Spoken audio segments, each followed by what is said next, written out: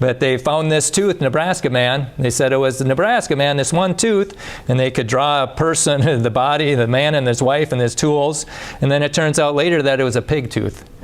And in between there, they had the Scopes monkey trial, 100 years ago this year. And they used that tooth to make the creationists look foolish. And who are we to question the experts? But then 2 years after the trial, they said, oh, our bad, it was a pig. So they made a huge thing, and Carl Werner says that's not fraud, that's a mistake. What is fraud is when they lied about when they found the tooth. They found it 5 years earlier, and they said they found it last year.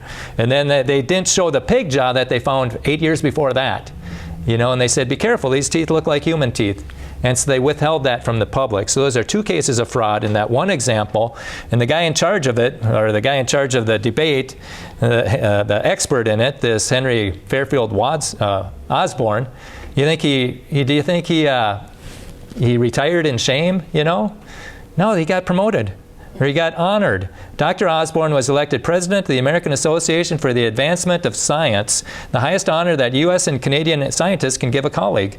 And it appeared on the cover of Time magazine. So he made a big blunder, but it helped evolution, so he moved ahead. Is that an isolated case? No. Dr. Dart did the same thing. He said, I found this skull. It's an ape man skull, or an ape child skull. And they said, no, it's a chimpanzee skull. And his colleagues rebuked him. Did he retire in shame or just kind of go back? No, he got promoted. So there's people out there that want to promote people who push evolution forward, even though it's not factually accurate. And what's happening here in St. Cloud?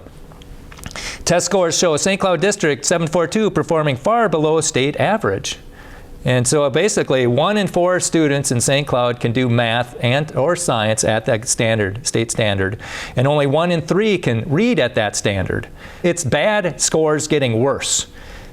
Well, this is how we compare to the other area schools. St. Cloud's way at the bottom.